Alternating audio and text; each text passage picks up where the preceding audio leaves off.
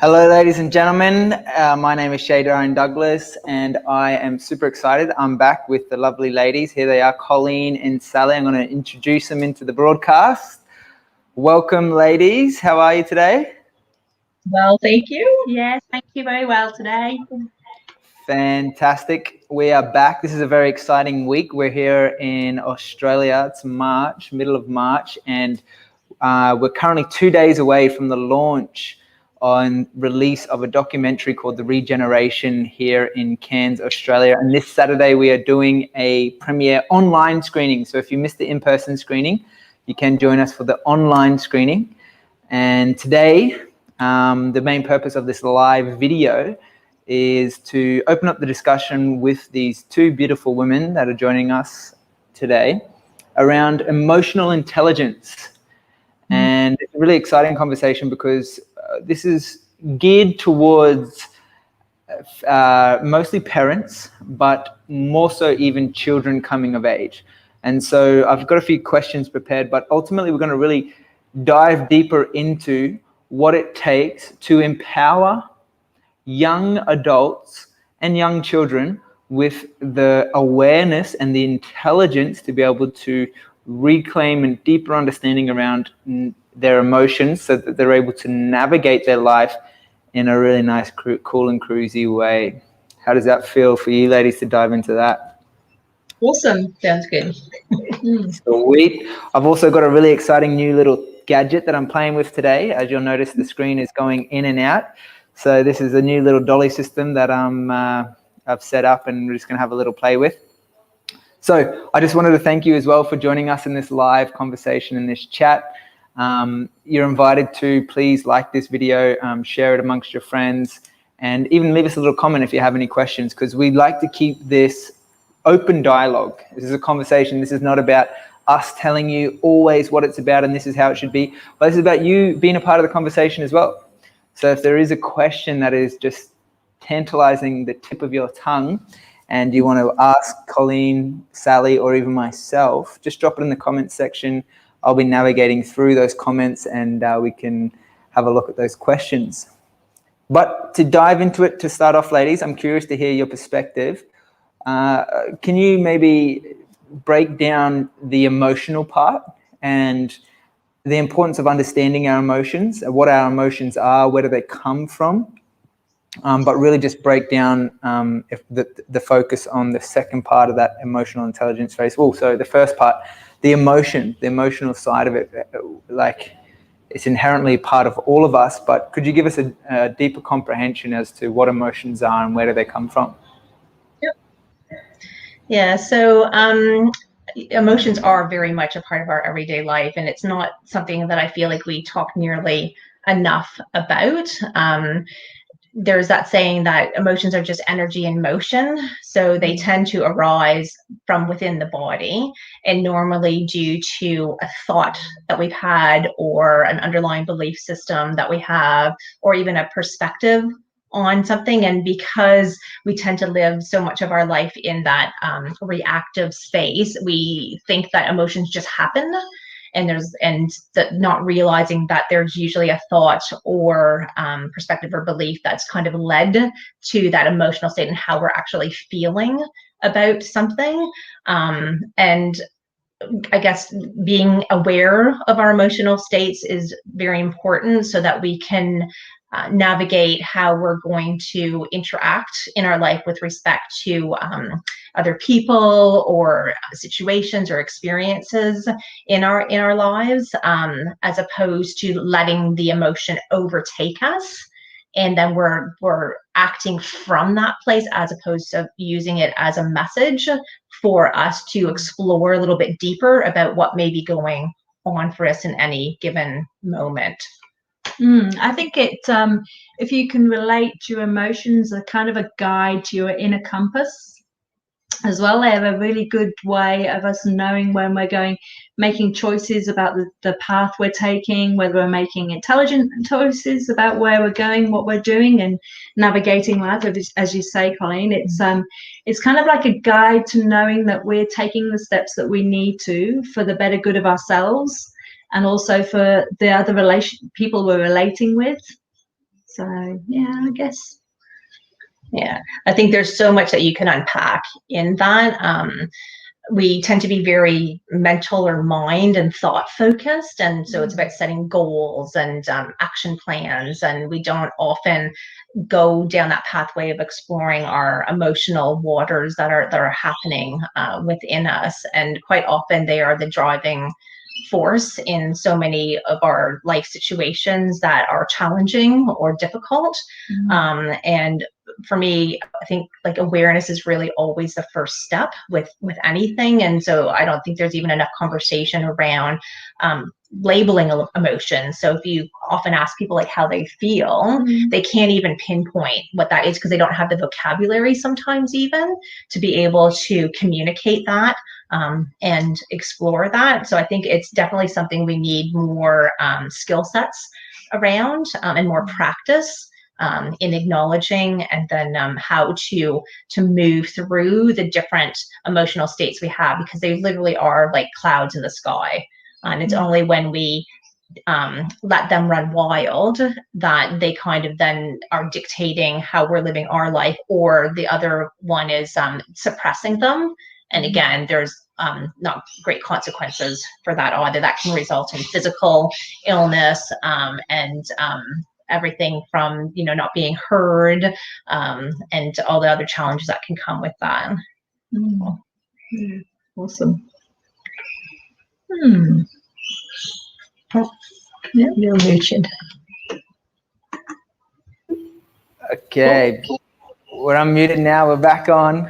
Yeah. Thank you. It seems emotions, I really love that statement, the energy in motion, and understanding that everything is energy. Just as Nikola Tesla said, if you want to better understand the universe, think in terms of energy, vibration, and frequency. Then for me, it gives another perspective as to what emotions are. And I love what you said there about energy in motion, understanding the emotion and being able to articulate the emotion that we're feeling, the energy that's coming through us. And I think that's really valuable to be able to, you know, kind of have a deeper understanding through the words that we choose to use around how we're relating to the emotion that we're experiencing.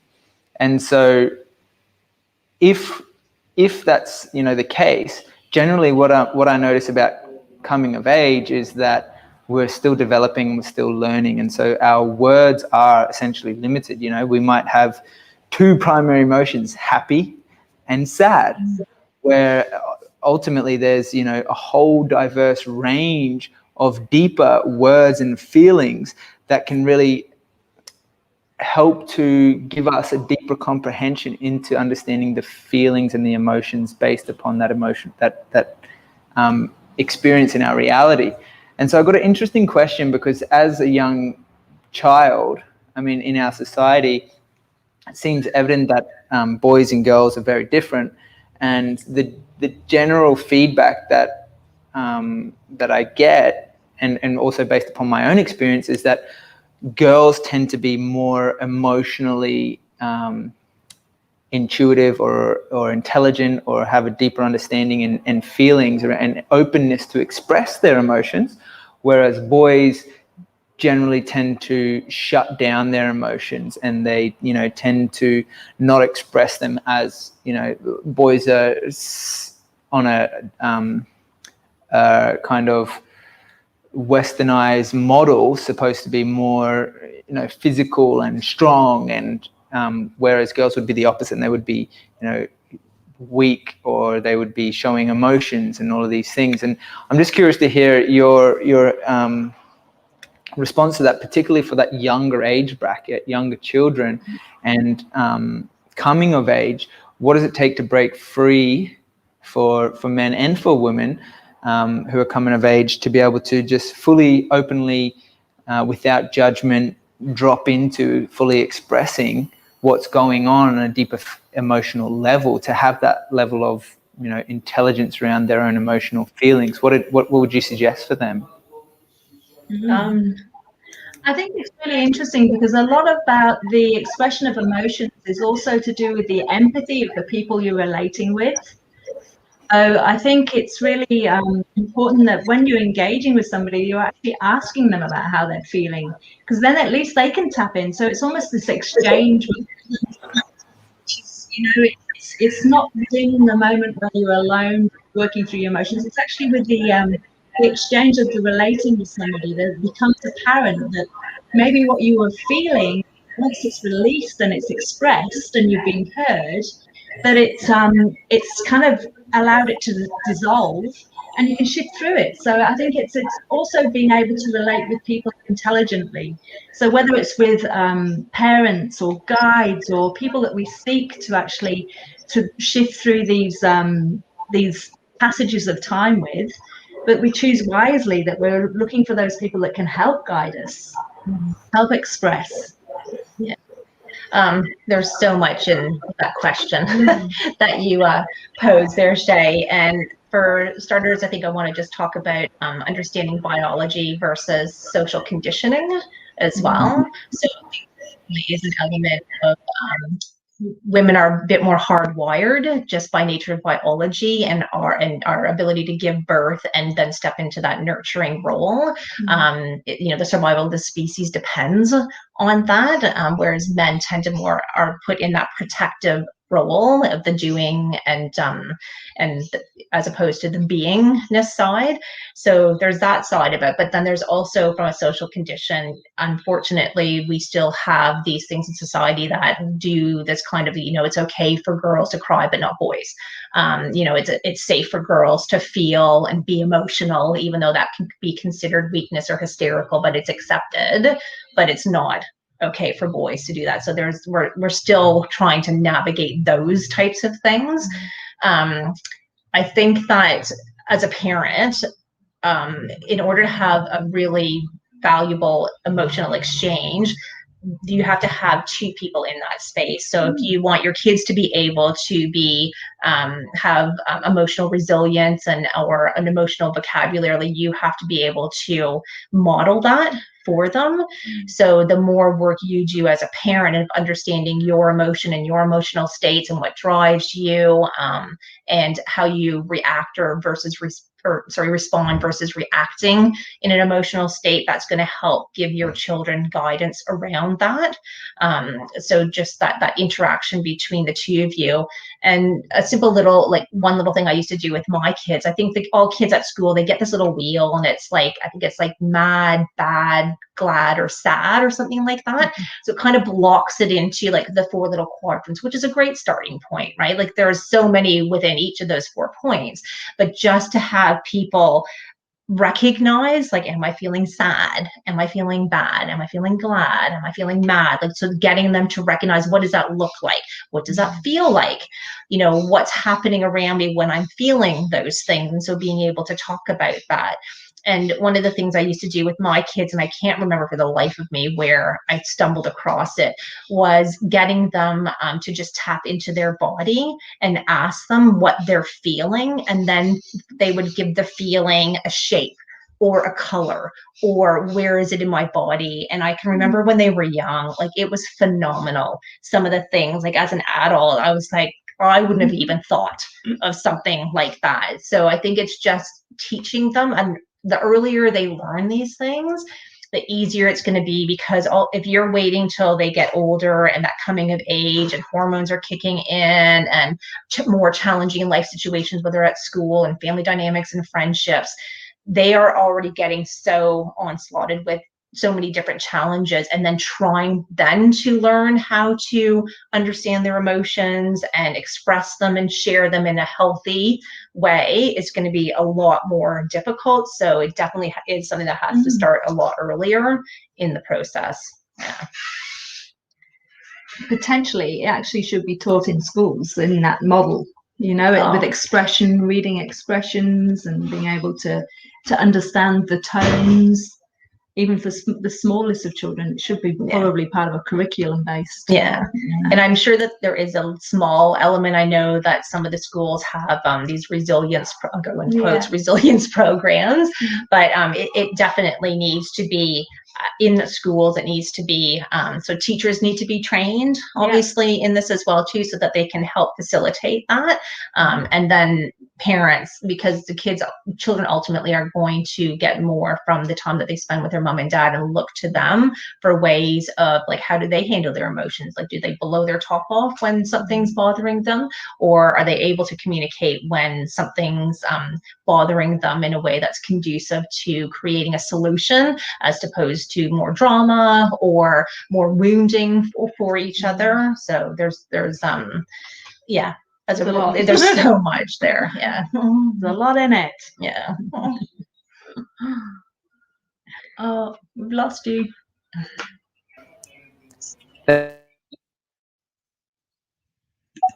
Just there we go. We're back. Awesome. So thank you so much for sharing that. There seems to be a lot in unpacking the importance of understanding and having intelligence around the emotions that we're experiencing in a culture that seems to, from my perspective, have a pretty consistent and regular practice of numbing feelings. An example of this would be, if someone is upset or sad, they go to the bar and have a drink. If someone is happy and celebrating a new job, they go to the bar and drink. And so there's this double-edged sword of numbing through substances externally consumed that suppress their emotional experience, or shift them in some, or heighten them. But ultimately, through these substances, generally seem to limit us from really feeling into the full range and spectrum of emotions that we have the capacity to feel. And maybe my question is, how does that hold us back in our lives, and what consequences does that play out longer term? Well, I really believe that it's the blockage of the emotions causes a lot of disease in the body. And if it's stored in a place where it can't be released, then we can really create some really detrimental health issues. So I think even the full kaleidoscope of emotions are there for us to really explore and express ourselves. And like I say, once you've released the emotions, it makes space for all of those other elements of your life that you want to get involved with and dive into. And it's healthy to explore all the range of emotions, but understanding them and actually accepting them for what they are is really important. It's all part of the joy of being a human. So I think it's really important that we do actually explore them, even the nasty nitty-gritty ones that really are uncomfortable. But we can reach such a heightened sense of connection to self and to others when we express them and when we work through them. And it's ideal if we can work through them together, especially with the people or the things that are triggering us. But it's definitely where you get the growth and the progression on your own personal life journey. So I definitely think it's a very, very important place to start feeling into and exploring. Yeah, I've always looked at emotions as that little bit of the soul conversation. So because they reside in the body, and emotions are here as messages for us to let us know when things are good, or maybe things aren't so good, or what needs to change, or what we need more of in our life.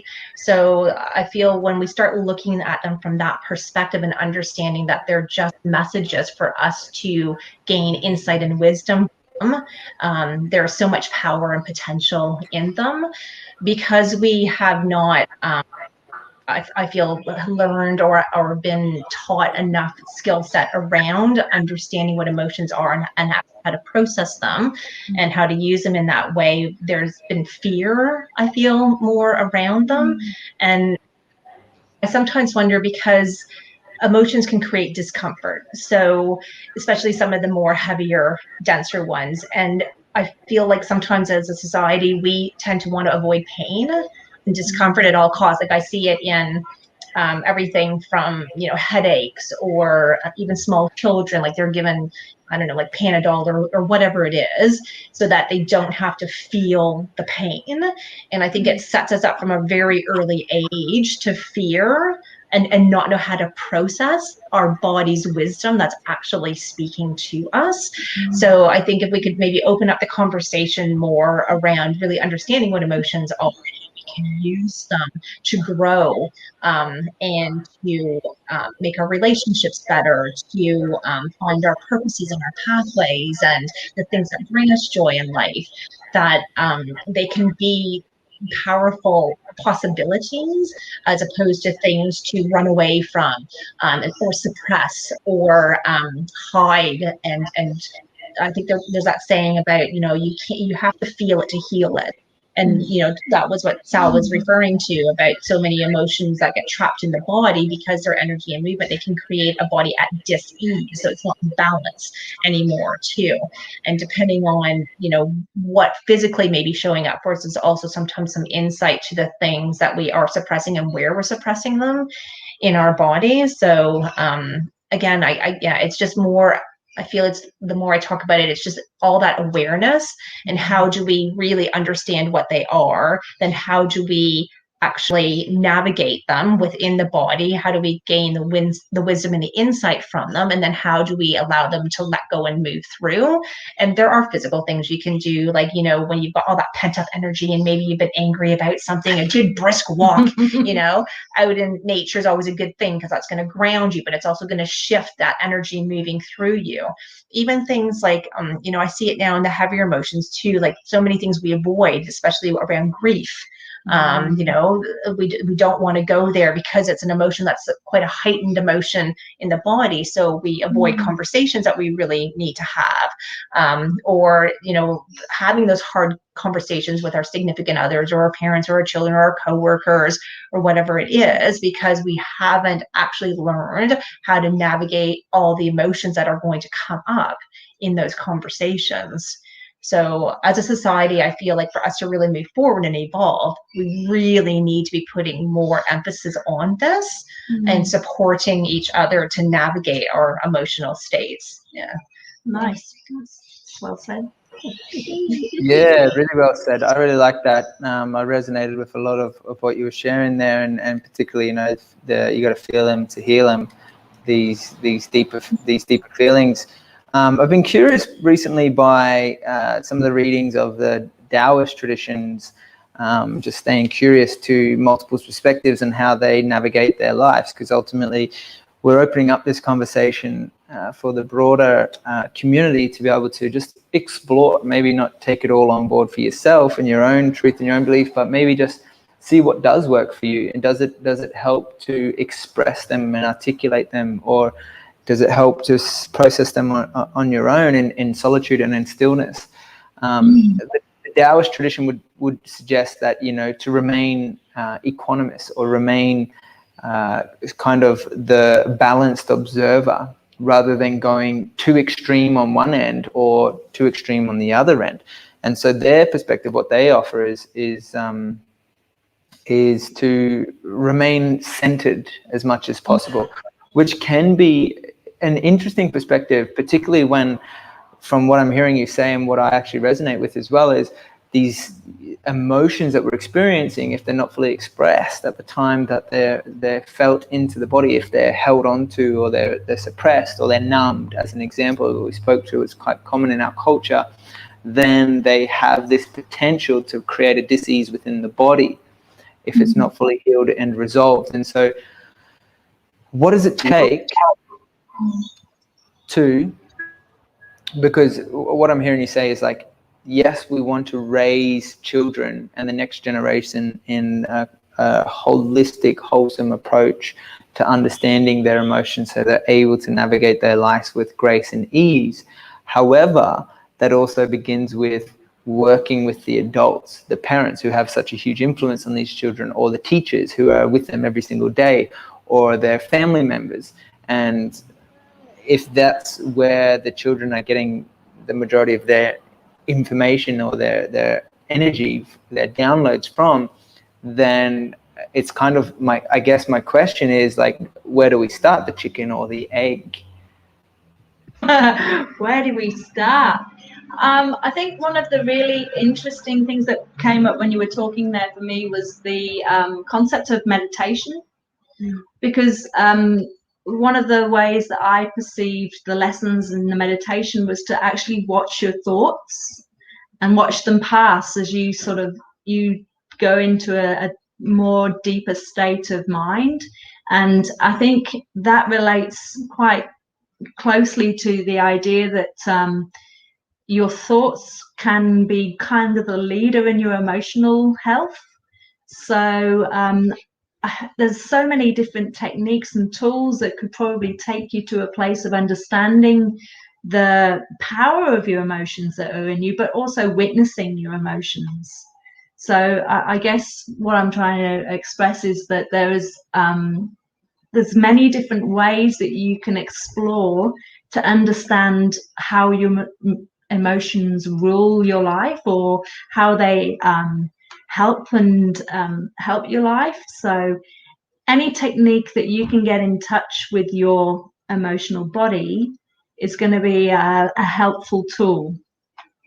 Yeah, so I like a really simple practice. It's just an awareness practice. And for people that are just starting out, I think it's really important just to set an alarm and just do what I call a body check-in. So it means drawing your attention to, what am I thinking? How am I feeling? What's happening for me energetically right now? And I think that awareness is the first step in being able to navigate anything that is coming up.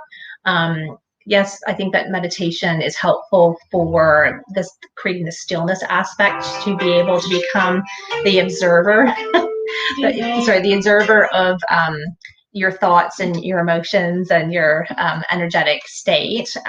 But also realizing that for some people, there is so much trauma residing in the body that sometimes it's not safe for them to go into that space. I think we're seeing a lot of this in this, whatever we've been experiencing the last 12 months with people in isolation, is like all these things are actually coming up for them because they've had to sit still. And for people that have issues that reside from past traumas, their body may not feel safe. So if they start to go down that path without being supported, it can create creating more trauma that they're then having to deal with. So I think it's really important to be able to recognize, like, what things am I able to practice on my own that's going to be helpful and healthy for me to be able to heal and grow and move forward in my life. But also, what things do I actually need support with? And so I think that's why community is so important. And Sally hit the nail on the head with, like, being witnessed in those spaces, because it's about helping other people regulate their emotional states. And if that's not been safe for them to do, they're going to need a support network around that for them to be able to feel safe and held as they're going through releasing the various emotions and traumas and stuff that's stored in the body. Yeah, it's a big conversation to talk about, unresolved emotional trauma.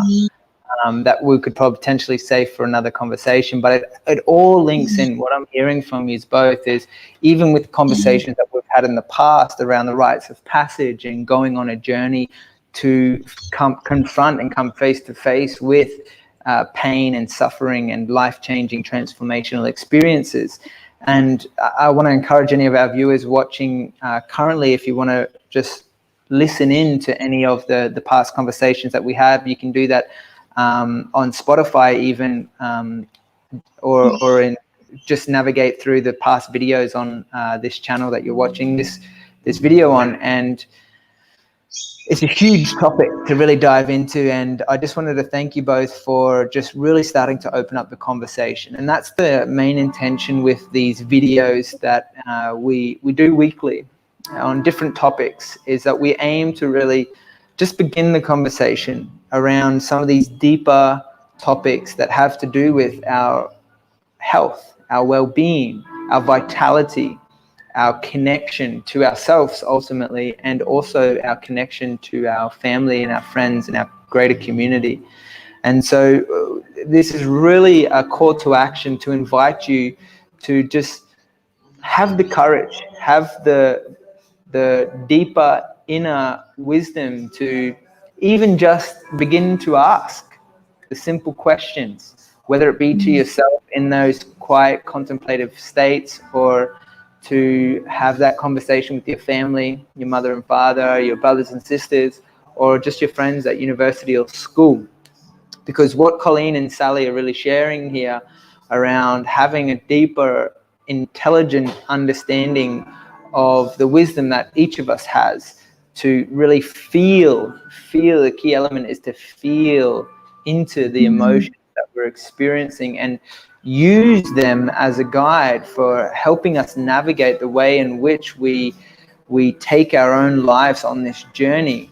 And as they've expressed, usually we are shifting our course towards those feelings that are going to give us the good feelings in the cells. And it's like the happy, smiley, joyful, loving. But it begs the question, are you running away from pain, or are you moving towards joy? And there are two huge distinctions right there.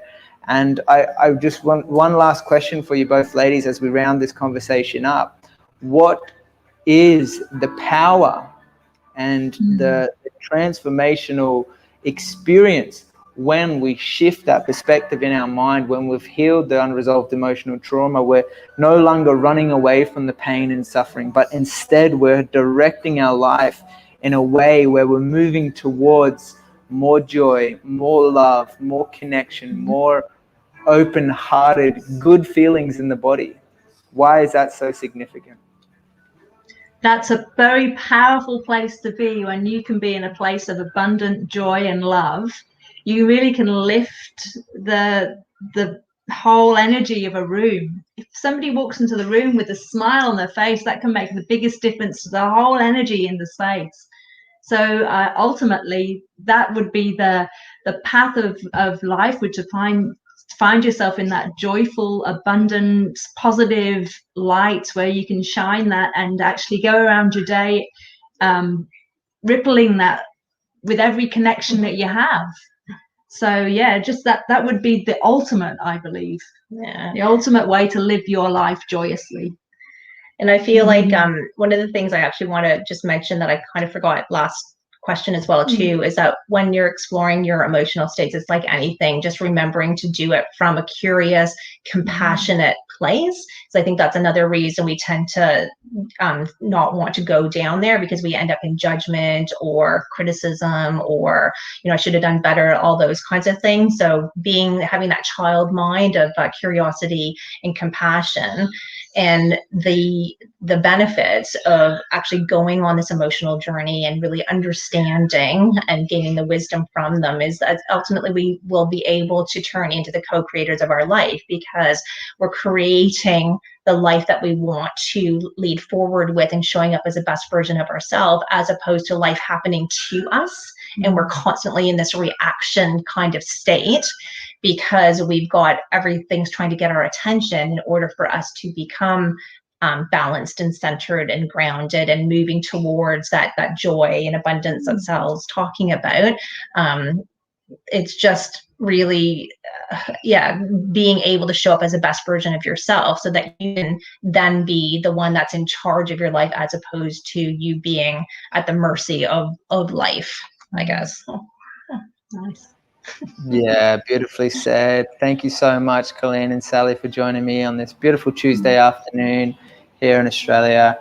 I just want to thank you again for tuning in and listening to this episode where we talk about navigating our emotional intelligence. I hope you found it empowering, inspiring, and maybe even life-changing.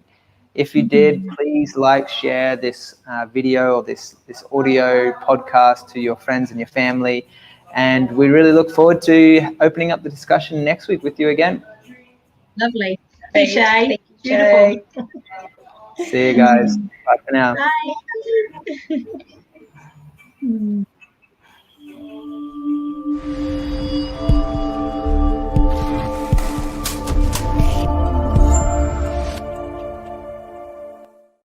Just fluff about, and I was like, No. but